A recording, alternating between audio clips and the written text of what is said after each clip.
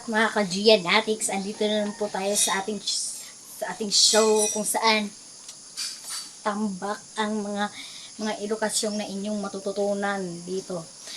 Tinatawag itong Sunday Spark Live at ito naman po ang inyong host, Paco, na maghahatid sa inyong lahat ng mga makabuluhang mga tips at mga ano-ano dyan, mga edukasyon sa bawat lugar, ganon may mga tips about sa plants, sa mga panahon ngayon. Ngayon ay malamig dito at umuulan, umaambon pa. So, ayan. So, kung may mga thoughts kayo sa ating show, ngayong araw na ito, gamitin nyo lang ang hashtag na hashtag SSL Summer Rest Back. Ayan nga. At kung excited na nga kayong maalam kung ano ang pag-uusapan natin ngayon, ang ating pag-uusapan ngayon ay tungkol sa mga benepisyo ng urban farming sa lungsod ng Davao. At kung excited na kayong malaman niyan, magbabalik muna ang Sunday Spark Live. Nagbabalik po ang Sunday Spark Live at ang ating pag-uusapan ngayon ay mga benepisyo ng urban farming sa lungsod ng Davao. At ayan na nga. Ang urban farming ay nagdudulot ng malalaking tulong sa kita at budget ng mga pamilyang Davaoenyo.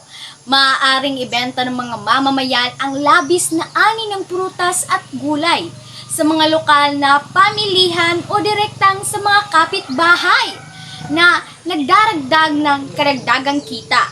Bukod dito, binabawasan nito ang gastos sa pagbili ng pagkain dahil maaari nang magtanim ng sariling mga pangunahing gulay tulad ng kamatis, pechay at sibuyas sa sariling bakuran o balkonahe. Magbabalik po ang Sunday Spark Live. Nagbabalik po ang Sunday Spark Live at nagpapatuloy po tayo sa ating topic na mga benepisyo ng urban farming sa lungsod ng Davao.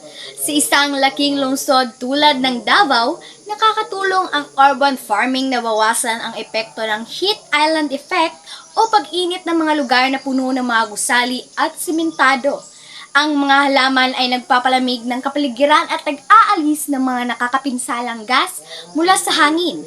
Kaya't mas malinis at mas malamig ang hangin sa mga lugar na may mga taniman.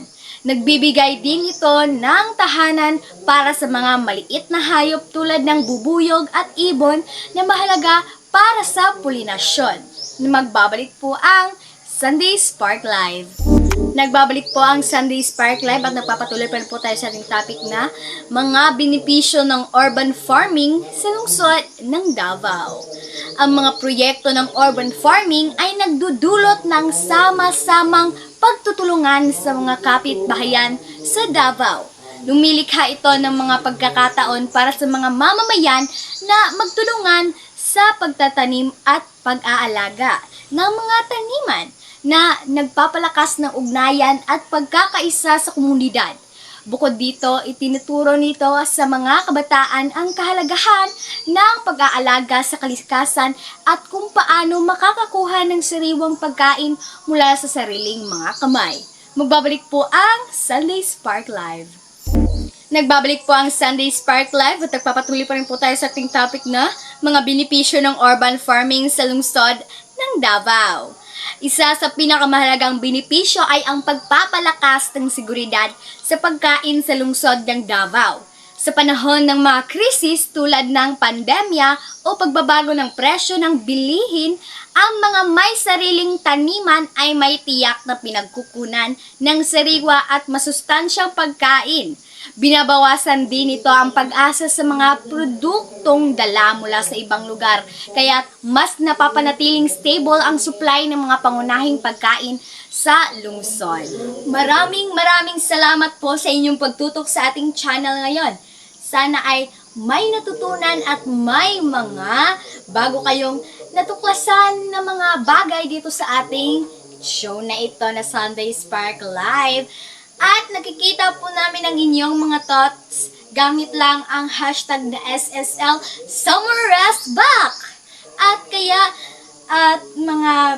sana nakikita ito ng mga Davaoenyo ang ating channel. Pinagmamalaki po namin kayo. Ayan na nga. Also naman din ako, Davaoenyo din naman ako. Dito lang ako sa Bawal sabihin. Basta dabuan nyo talaga ako, guys. Marunong ako magbisaya. Shoutout sa mga Bisaya, dihan ang mo. So, ayan, maraming salamat po. Ako ay inyong host, Gia Baco, at magkita-kita po ulit tayo sa susunod na episode ng Sunday Spark Live!